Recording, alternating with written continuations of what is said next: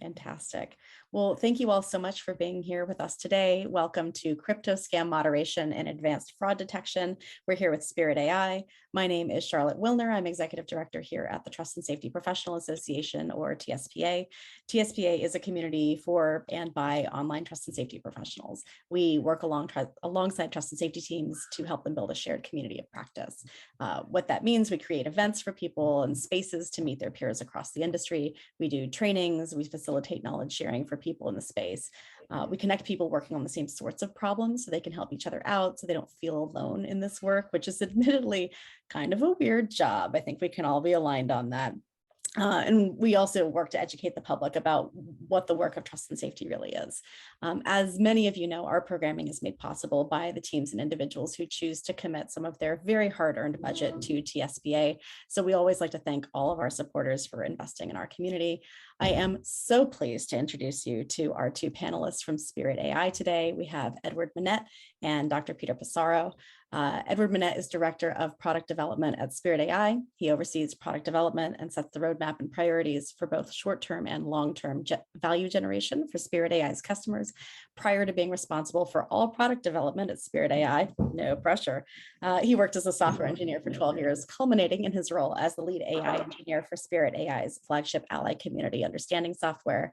Dr. Peter Pissarro is Director of Data Science at Spirit AI. Again, another surely very low pressure job. Peter leads the development of behavioral analysis systems with a specialty in detecting and understanding toxic behavior on digital platforms. He has an academic background in neuroscience, artificial intelligence, as well as extensive experience designing and building linguistic behavioral analysis software platforms for startups and corporates.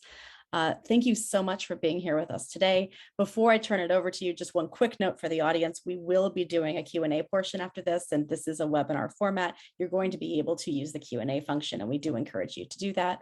And I will now turn it over to the two of you. Thank you so much for being here. First of all, we want to thank Kofeng, Charlotte, Amanda, and Olivia from the TSPA for the opportunity to speak about scam and fraud detection, as well as moderation in general. We're excited to present our lessons learned about fraud behavior, how we detect it, and to discuss this with the TSPA members and the rest of the real audience alike. Peter, I'll hand it over to you to introduce what we'll be covering today. Sure. We'll be starting with a brief introduction to Spirit AI, then we'll discuss our unique approach to behavior detection and toxicity moderation. Then we'll discuss how we've used this approach to attack the problems of scams and fraud, and show you how we've developed techniques that you can use as well on your trust and safety teams. We'll use cryptocurrency scams as a key example of this approach, and as they're one of the most active new types of fraud we're seeing on digital platforms now. Ed, can you tell us a bit about Spirit AI's history? Sure. So Spirit AI is a 5-year-old startup. We're dedicated to applying AI, natural language processing, and associated technologies to enrich and safeguard experiences for people in digital environments. Among our clients are one of the largest streaming platforms in the world, and another is a Fortune 50 consumer electronics company, in addition to games publishers and platform owners and community owners in the games and entertainment space. We focus on various flavors of AI, and these parts of the AI system allow us to create tools to detect and generate behavior on digital platforms. Peter, could you please describe some of these for us? Sure. So we break it down into 3 main areas we focus on in our technology development. So the first you'll hear a lot about today, which is natural language understanding. So that's the ability to understand what is being said in text or voice communications. The next piece of that is knowledge management. And so that's essentially tracking the nouns, the people, places, things that we see in those communications, the relationships to each other, and the relationships between those people, places, and things, and the behaviors we detect. So today you'll hear about natural language understanding, knowledge management. The third piece we do that you won't hear about today is natural language generation. And that's the ability for us to generate lifelike human speech and create systems that can hold a conversation with a human. For the automation and detection of types of behavior that we'll be talking about today, as I said, it will involve NLU with a bit of knowledge management. Ed, can you tell us about the behaviors our customers currently ask us to help them understand? Sure. So we serve a variety of clients, and these are primarily in the games and entertainment space. The greatest demand we've seen for the type of behaviors that we're asked to detect, monitor, and understand are those within the space of toxic behavior. And these include a wide variety of behaviors. So we detect hate speech of several types. This is misogyny, racism, hate speech around sexual orientation and other forms of self-identification, profanity, sexual content, and other age-inappropriate language.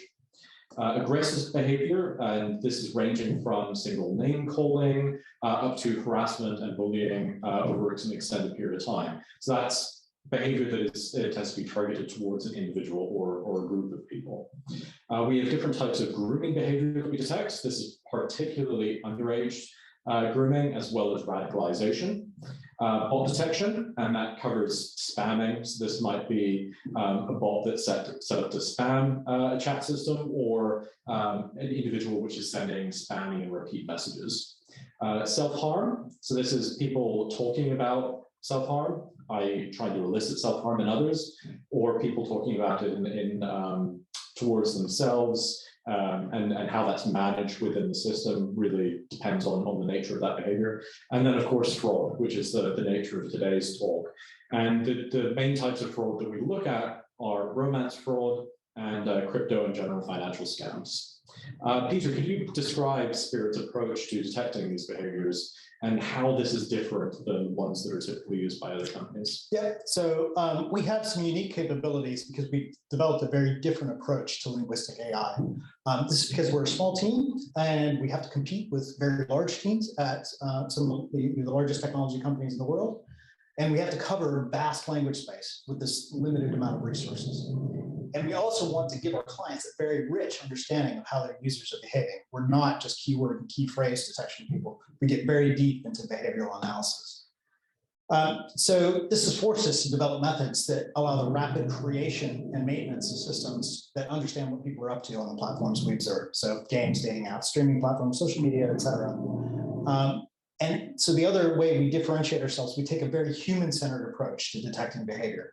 So we teach our systems to understand how a person sees a behavior, and we examine their process as an investigator to teach an AI system to do it the same way. So this is good for us teaching other teams how to do things like this because we do it in such a human way. So we'll show you today how we've applied these techniques to fraud detection, and then show you how you can use it in anything from a fully manual process for a small team up to something like we build for massively automated systems for large corporate clients. At the end of this talk, me and Ed will describe how we built a tool to make it easy to do real-time behavior detection and moderation at a massive scale. So we operate on about 2 billion messages a week currently. Thanks, Peter. So let's drill down into scams and fraud behaviors in particular. Yeah. Why should people care about fraud online and crypto fraud in particular? Okay, I'm going to switch over to our slides now real quick. So the first reason is the prevalence. So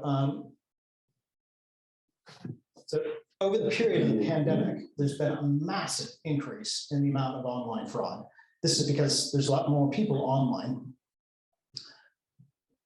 And so what we've done, what's happened is there's many more people online due to COVID that provided a target-rich environment for scammers and fraudsters. So the increase in digital fraud across the globe correlates with the increase in the usage of platforms during the pandemic.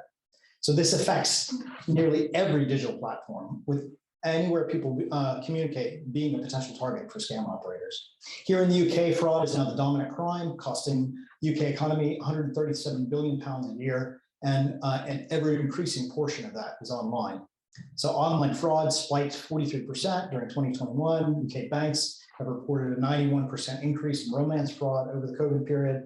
And the newest form of digital fraud, the one we're talking about today, cryptocurrency scams, has seen a massive increase in prevalence on platforms that we currently cover. So game streaming video, social apps, et cetera. The combination of COVID and interest in the opportunity to make money from crypto has created a really toxic mix and has really increased the prevalence of this type of fraud. The second reason people should care about the prevalence of online fraud, particularly for trust and safety teams, is that in addition to anyone being a potential target of this fraud, there's an increasing risk of liability due to the activity of scammers.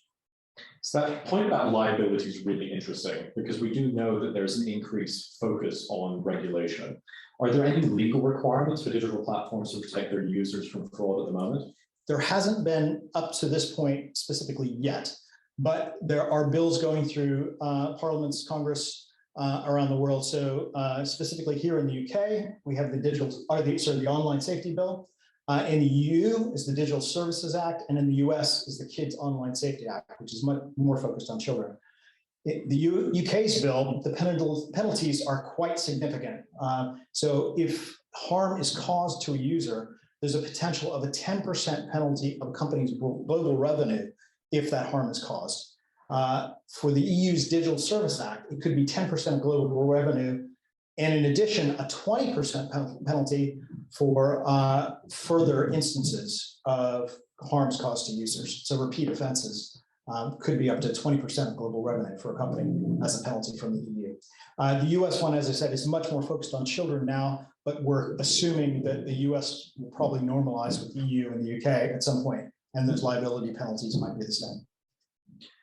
Well, that's really considerable when it comes to liability and the impact to protect users. Obviously, there's a moral reason to do it, but the commercial implications of being in breach of regulation is also a factor to keep in mind. Can you describe what fraud looks like on a digital platform? Sure. So we spent a lot of time trying to understand the narratives and the context that scammers and fraudsters use to reel people in. But this is a massive space of possible fraud to cover. So to do this, we built a large library of behaviors at the message level. So when we talk about the message level, we mean communications that happen in a sentence of text or a few seconds of audio. So one of our unique tools is the ability to detect specific narratives by building up those message level classifications into longer form conversations and understanding those conversations. So it's not only the single messages, it's how do people interact over a very long period of time. So when we go in and look for a set of behaviors like fraud, we examine all the possible ways people express them in text or voice messages in a variety of contexts, such as like direct messages between two people, in group or public chats or voice communications. So context is really important to us. And I'll throw those slides back up. So when we talk about longer form communications, this is the type of thing we mean. So we've developed this sort of behavioral pattern that works really well for different types of toxic behavior over longer periods of time. And so this covers underage sexual grooming, radicalization grooming for terrorism, and financial scam grooming. So we found that these approach development call to action patterns are really consistent across all of these types of behaviors that we see online. So in terms of financial scam grooming, this type of stuff we're talking about today, it's typically, the approach period is opportunity, sympathy, or romance, and then rapport building with the target. In radicalization grooming, it's typically an appeal to injustice. Your race has been victimized. Your nation has been taken advantage of, those types of appeal to injustice. In underage sexual grooming, it's typically flirtation initially, age request, rapport building, etc. In the development period, that's more trust building, authority, perceived authority creation by the scammer on the target. In radicalization grooming, it's worldview shifting, getting people used to the idea that violence is okay, to right a particular wrong. In the case of underage sexual grooming, it's age difference and sexual normalization.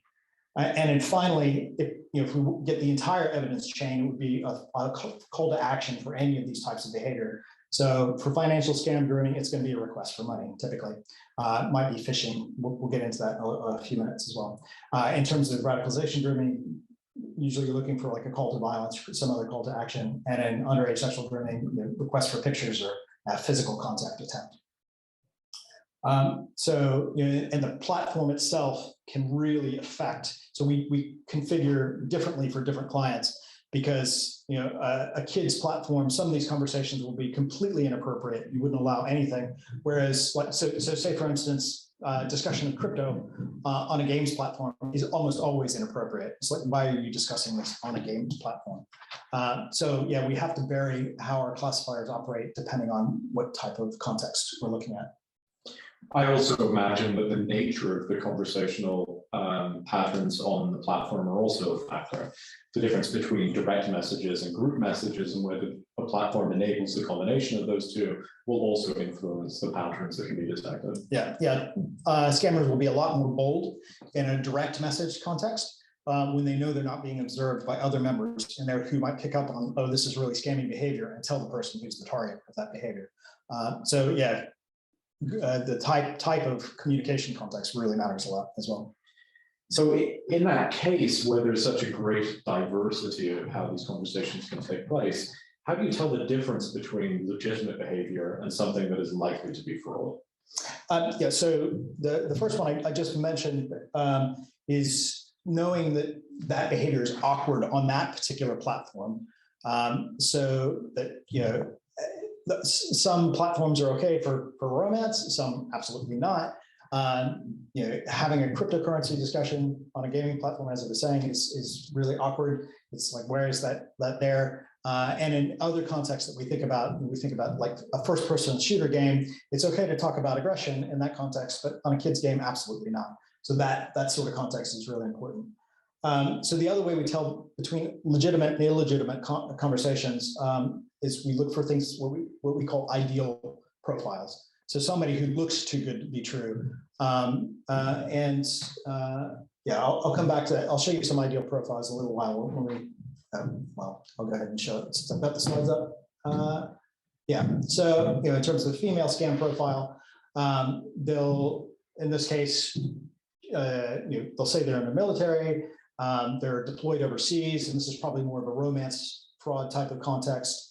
They talk about their hobbies being modeling and swimming. So, you know, things about attractiveness to draw somebody in as a potential target, saying that they're single, I'm 30. You know, obviously we're talking about a romance scam type of behavior here. And anything you see in bold are behaviors or entities that we're detecting with our system to give us an indication of what's going on at the message level. And this builds up into signals that we can use to detect a scam. So similarly, for the male scam profile, you know, asking about occupation, telling people that they're an engineer, presenting that, you know, what's your present marital status? That itself is a bit awkward when we see somebody asking an awkward conversation that looks scripted to us, so we might detect that. And then saying he's divorced, you know, obviously he's available as well.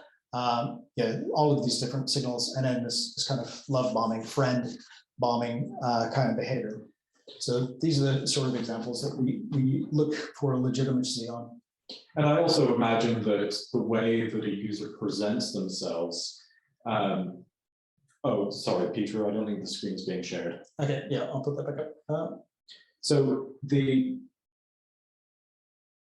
way that a user presents themselves, I imagine, is also a factor in terms of how they present themselves in different conversations. So how a user might say they're a certain profession, or even a certain gender or a certain age, and seeing how those presentations stack up for user behavior over many conversations also gives us a signal for whether this is likely to be somebody who's presenting themselves normally or not. Yeah, absolutely. So there's kind of two sides to that. There's the is somebody changing? Are they telling people they're different people in different conversations? So that's one really good indication. So they change their name, they change their profession, they change their location, or it's very scripted. They always use exactly the same words with everybody they talk to in their introduction. So those are two really good signals that it's not a legitimate conversation. So these examples that you were talking about and you're now showing are primarily romance fraud, which we do see a lot on certain platforms. But how do crypto scams differ from these types of scams? They don't very much, except in a couple key ways. So the patterns of scam are very consistent between what we've seen previously. So we used to see like a lot of foreign exchange scams that's kind of shifted into cryptocurrency scams now. And so the same sort of scam behaviors, the confidence building, the perceived authority, this stuff is very consistent across all types of financial scams. So what's different now is there's a lot more entities, a lot more names of cryptocurrency. So many acronyms for all the different coins that are out there. And there's some indications from some financial authorities that up to 80% of new coins, new crypto coins being offered are scams in one way or another. So that's the other aspect. So lots of entities to look for, lots of coin names to look for. Other things, NFTs, names of NFTs, non-fungible tokens, the decentralized autonomous organizations, DAOs, all of these different acronyms. So we have to cover a much larger space to look for these things that people are talking about. But the other aspect is the number of dimensions that fraud can happen in with cryptocurrency. So there's a bunch of different ways people can be scammed. So there's the simple one, which is very similar to Forex, is that, oh, I'm going to teach you about cryptocurrency and you can make a lot of money at this. And I'll get you on a website or some other payment site and get you to send me money via that. But there's also sort of pump and dump type crypto scams where people will actually start a real coin and get people to invest in it. And then the people who initiated that process, they actually run off with all the money. So basically getting hype around a particular coin, getting people to go invest and running away. And then on NFTs, the same kind of thing. You can bump up the value of an NFT by really talking it up on lots of platforms. And then the people who originally started it, there's no real value there. They've just pumped up the value of that NFT. And then the other major one we've seen is around phishing.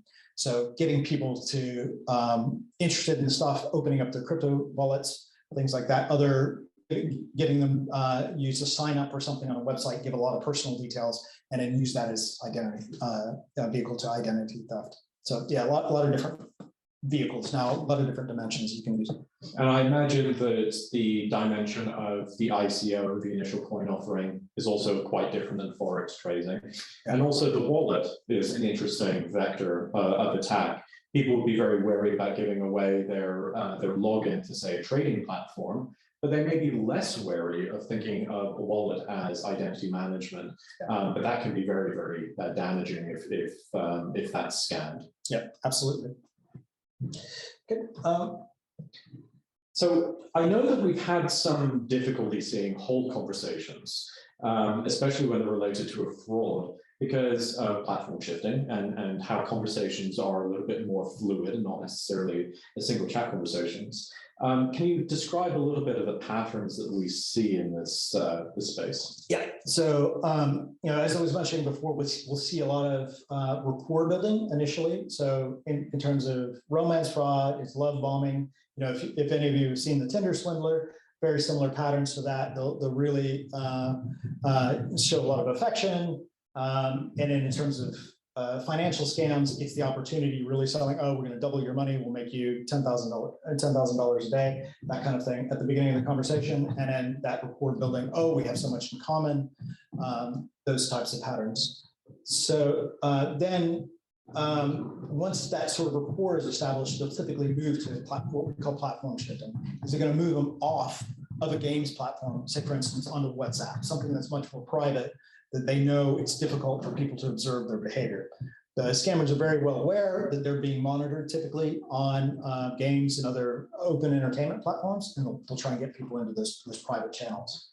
So the problem for us is that we'll see the beginning, maybe the middle of the conversation, but possibly not see the conclusion. Sometimes we see conversations go in and out where they'll move them off the platform, and then the target will come back and complain on the original platform. So we might miss part of the conversation. So it's really incumbent upon our clients to recognize what's going on early so that they can stop people being moved off their platform for potentially illegal reasons.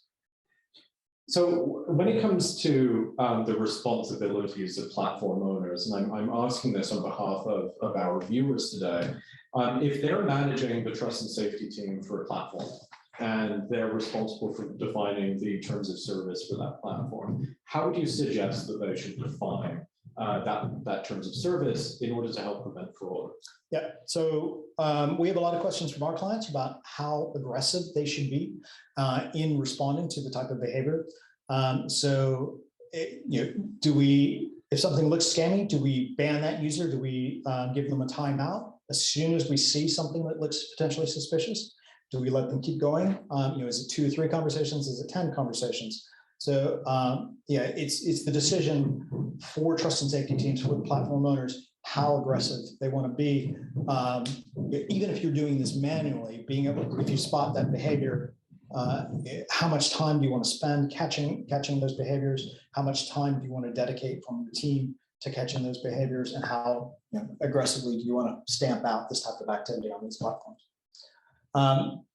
So yeah, I mean, one of the key questions, say for instance, like on a word game for one of our clients, is it legitimate to be having a conversation about crypto at all on that platform?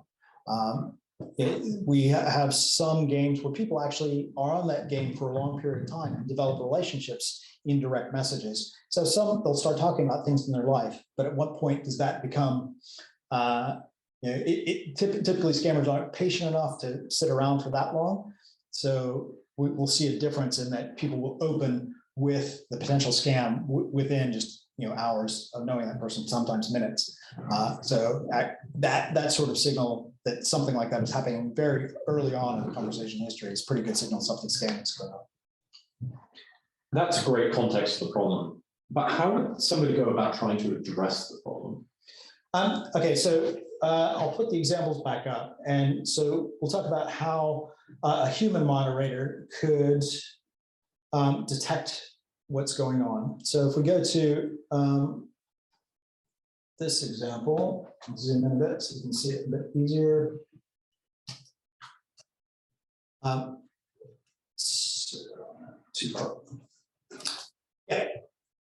So these are the sort of patterns that you would need to look at as a human moderator. So some of the examples we're talking about, they would offer help.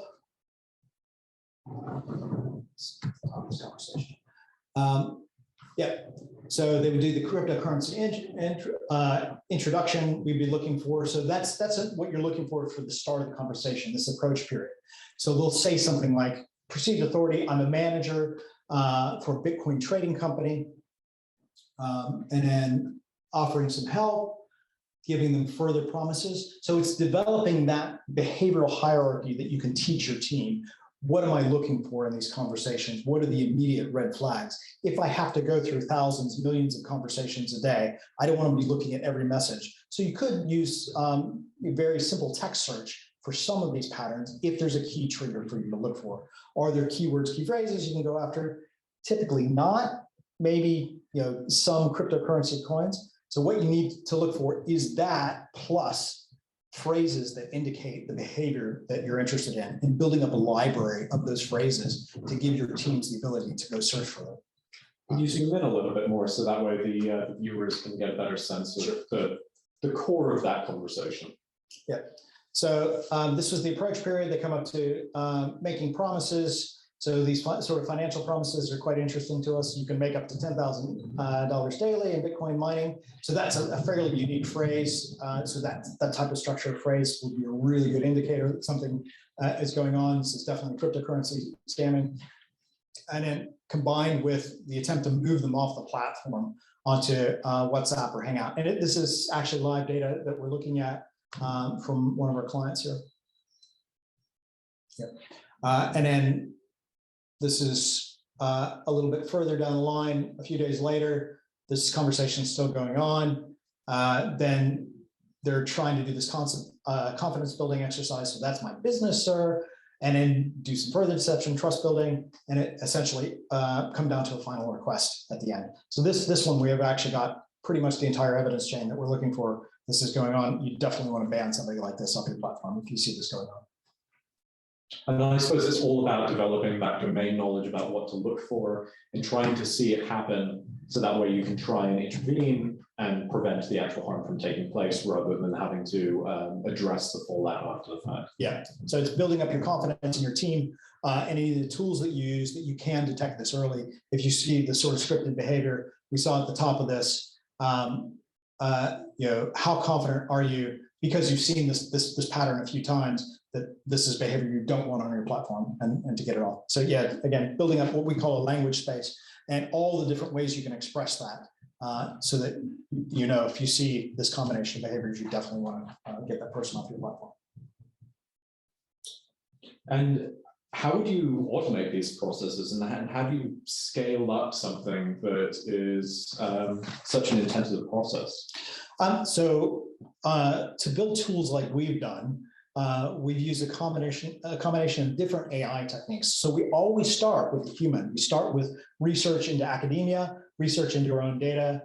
We process 2 billion messages a week, which gives us a really rich data source to go look at all the types of behavior that are out there. But we always start with a human investigator going into this to figure out what are the patterns we're interested in. So then we use that combination of human in the loop plus hybrid AI systems so that the human can teach the AI system about what's actually interesting, to teach the system their methods. And so you have to develop this really deep language library around the thing you're interested in, around all the different ways that people can express that behavior. And I suppose that in some circumstances, a team might find patterns of behavior that are very consistent. That opening message, for example, is a pattern that we see a lot.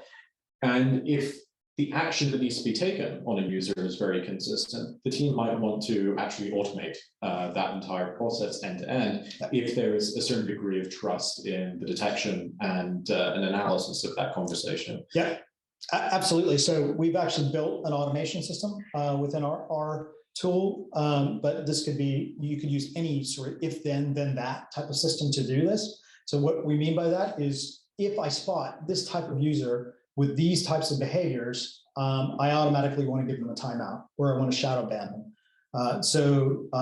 One of our clients is so convinced of our ability to detect romance fraud now that they see that 2 or 3 times, they're automatically going to ban those people or shadow ban those people. And we've reduced romance fraud on their platform over 10 times by putting these methods in place. So you don't even need a human in the loop at that point. There's so much confidence in what the automated system is doing. The human moderators have enough experience to trust it. They'll just say, if you see that behavior, get them off the platform. And it's that human in the loop process that I'll take a moment to talk about, because we've spent a lot of time investigating how to refine the moderator workflow in our product Ally. And it's that aspect of trying to harness what a human moderator is best at, what tools can be automated to leverage effectively the combined resources of AI and a human in the loop, and only show a moderator the information that they need to make an informed decision. Now, this is both from an efficiency point of view, but also from a safety point of view. There's harm that can be introduced by exposing toxicity to a moderator, and that's a cost to the process itself. And we found that if a moderator is taking an action on a user, rather than an action on a message or on a conversation, then what we really need to do is we need to try and combine as much information as we can about the bad actor, present that in a way that's easy to consume for the moderator. And then as soon as the moderator has decided they've got enough information to make that decision and take that action is then applied to shut down all of the messages, all of the conversations, and move on to the next actors as efficiently as possible. Yeah. So one of the danger of the type of tools that we develop is that you can inundate a moderation team with so many behavioral signals, they just don't know what to do with it. So it's really, you need to pick tools where you can integrate all of that into a workflow that really makes sense for the moderator without giving them information overwhelm. So being able to queue everything up, triage everything, package it so they just need to look at what they need to look at, and you let the machine do the rest of the work. Excellent. I think that that's a great overview, and I definitely want to make sure that there's time for questions. But before we move on to that, could you please just give us a recap of what we've covered today? Yep. So we've talked about all the different types of fraud that we cover, the types of patterns that we detect, and our process for developing ways of classifying this behavior. And so that can be from a fully manual process all the way up to extreme scale like we work on. And so what you need to do to be able to spot these is develop your own behavioral hierarchy of things that you're looking for. And so going from words and small phrases up to patterns of behavior, figuring out how to search for those patterns of behavior, put different behavioral signals together, and then put it together in a way that your trust and safety teams can actually make sense of it, so they're not overwhelmed by the information. The patterns of behavior that we see are very consistent across different types of toxicity. So from underage grooming to radicalization grooming to financial scams, we found that this process or this the pattern of approach, development, confidence building, and call to action is very consistent. And so you can develop common behavioral libraries that work across all those different patterns. Thanks, Peter. I have some questions from the viewers that I'll read out and hopefully together we'll be able to answer them. So the first from David Harrison. Regarding crypto payments, are you coming across fundraising for what we may see as potentially misinformation or hate speech groups? That we haven't dug into specifically, but that's really interesting. We have come across fundraising, so people looking to bump up an ICO, an initial coin offering to bump up the value of a coin, but we haven't dug into what groups those coins are actually associated. But that's a really interesting thing for us to take a look at. Yeah, I totally agree. The concept of misusing platforms for either maybe reasonable fundraising, but inappropriate for the platform, or entirely unreasonable and inappropriate fundraising is really interesting pattern of behavior. Yeah. Next question from R.A. Vishwakarma. Apologies if I mispronounced that. So we've got two questions here. One is, what is the age of the victims? Or also, do we have any visibility on the bad actor? So we, because of GDPR, we're a data processor. So we don't actually get a lot of information from our clients currently on who the targets are. So we know them linguistically. If they self-identify as a particular age, we can tell. We can kind of tell from the way they speak. So in romance fraud, we know that the typical target tends to be a woman over 40. But by probably 60–70% of the targets, just from the statistics we know about externally. And it tends to skew older, the targets of cryptocurrency as well. They tend to be in the over 40 demographic. And what we've seen with romance fraud is that there's a certain element of that demographic being a little bit less savvy, but also having large amounts of savings, which makes them a more robust target for scams. Yeah, so the reason we know this is that of the games that we tend to operate on, it's the ones where older clients play that we see much more of this type of behavior. They're better targets because they're typically more well off than younger targets. So their second question is, in this session, do we have a visibility on other scams, perhaps from e-commerce sites, apart from crypto scams? Yeah, so the other types of scams, so actually I'll throw up a couple more examples. So we see, as I was mentioning earlier, a lot of Forex scams. It's that one. And I'll give you an example of that one. I'll zoom out on that. These are quite long, more involved examples. Yeah, so this one. So we definitely have seen a lot of this. And so before crypto came along, we saw even more of this. So the people that used to do Forex scams, they look like they've moved over. Could you zoom in a little bit, Peter? I think that's quite hard to read. Yeah. There, that's maybe a bit too much. So very similar pattern as I was mentioning. Have you heard of Forex trading? This period of, have you heard about this? And then offering that they can make lots of money from this. I can teach you how to do this. That confidence building opportunity offer, and then finally moving towards moving them onto a website. So we've definitely seen these other types of financial scams around. This one's very common. The other one is this kind of stuff. It's rare, but interesting when it happens. So these the sort of sextortion scams. Let me go back. There we go. So this is a blackmail example. So what's going on here is that they build a relationship with this person. So in this case, it's we assume it's a female forming a relationship with a male, and then somebody presenting as female developing a relationship with somebody presenting as male, and then they'll attempt to shift them off the platform. And this is what I was talking about earlier, where we have a gap in the conversation. So we assume that they've been talking offline, and then eventually they come back where they're trying to scam them. So it looks like some sort of picture exchange happened when they were off on another platform. They come back, and then the scammer tries to blackmail the person based on those pictures that were exchanged. Sure. So we've got another question that's related to this. So Mattia Calvello is asking, do you see major or any differences in scam patterns when it comes to real humans scamming versus bot scamming?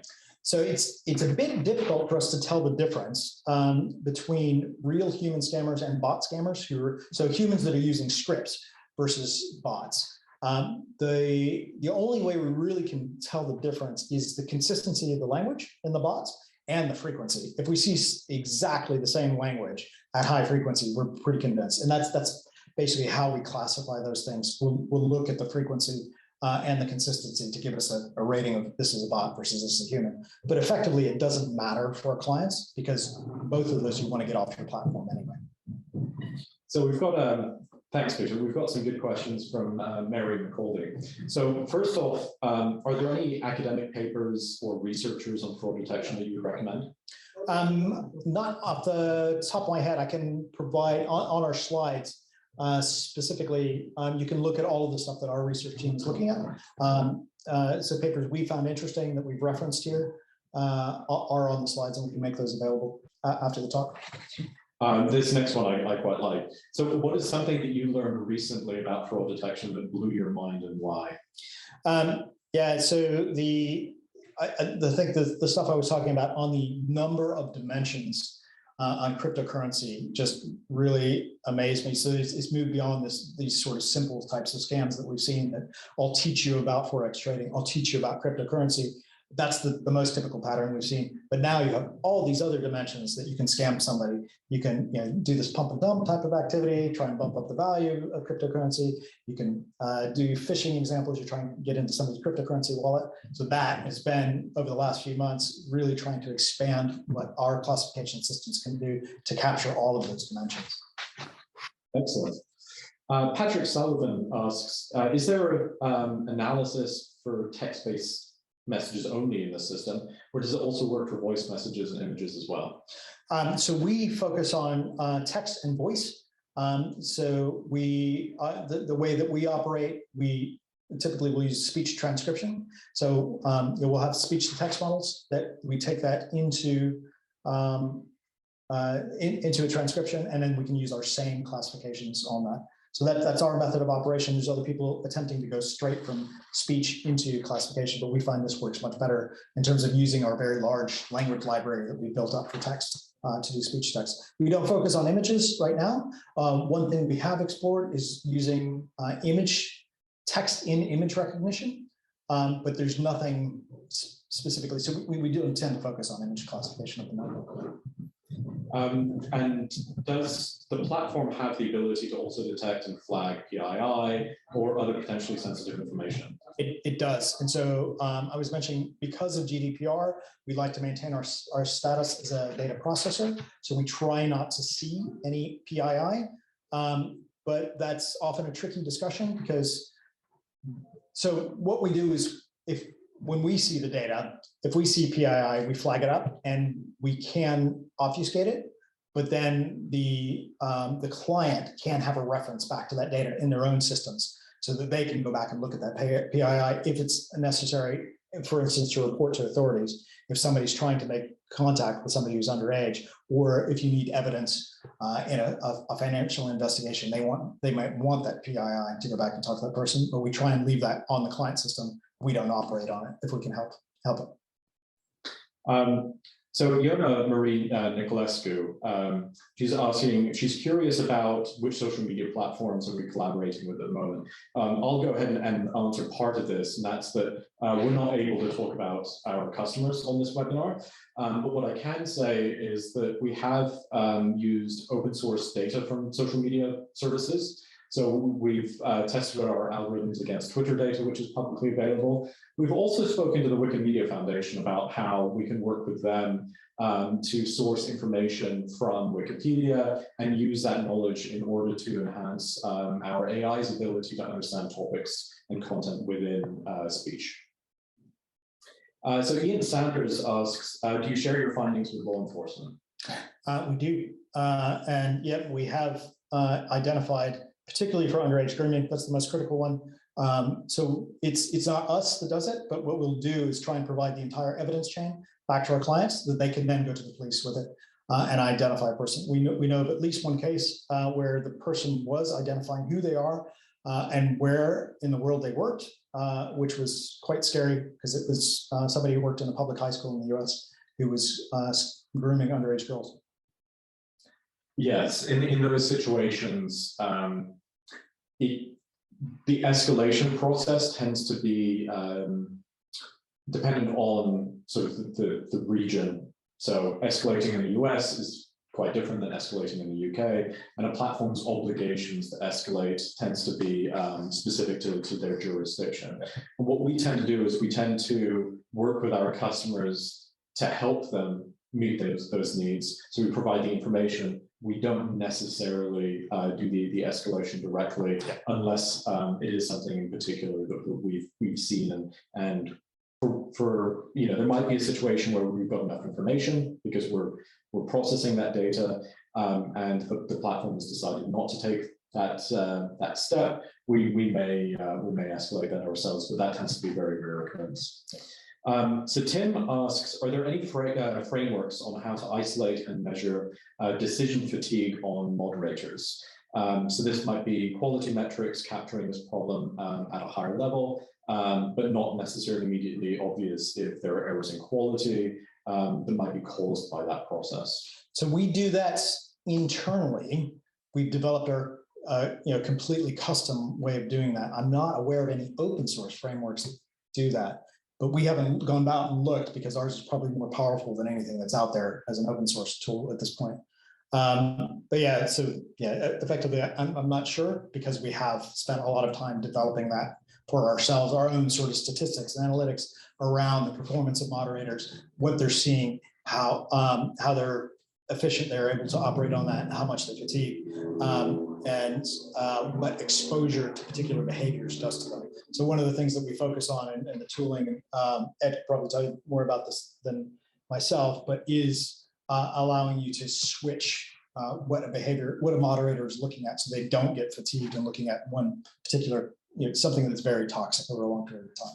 So what Peter's referring to in particular is how work assignment is managed in our own tool. And that's really trying to work with community managers to give them agency over how the tool that moderators are using can really influence the work that the moderators are seeing or being triaged or being assigned to them. And that diversity of work does help moderators effectively overcome that fatigue, where they may be processing the same types of messages day in, day out. Variety certainly helps. So Shona's asking whether the system will detect signs of a fraud ring or link bad actors via email or contact numbers in order to flag individuals on multiple platforms. So this is something that's an active area of research for us.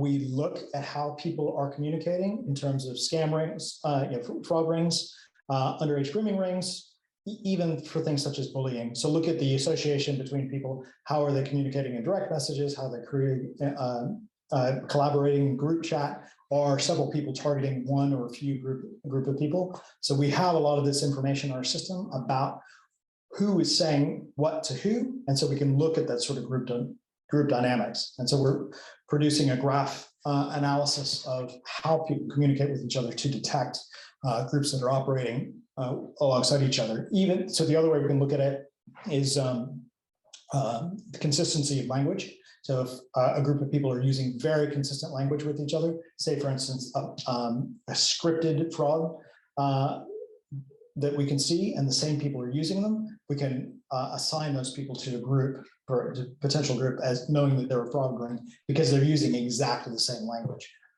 So it could be one user using multiple profiles, or it could be multiple users just using the same script?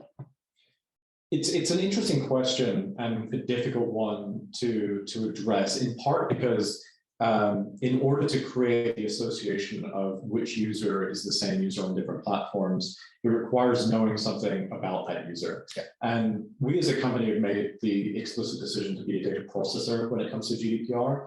And we try and minimize how much PII we have access to. In part, that's to protect our customers. It's also to protect our own liability.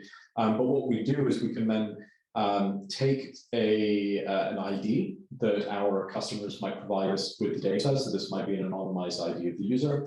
And when data is then being sent back to their system, whether this is part of the automation loop or the action escalation, the customer can then associate that ID with other data that they might have. So this might be data that they have about a user's social media profiles, but we don't necessarily have that information ourselves. And because users are effectively anonymized in the data that we're looking at, we are unable to make that association ourselves. Yeah, so we can associate, as Ed was saying, by ID. So we'll know them by the ID, but we don't have any personal information on them, any of their profile information. So that has to happen on our client.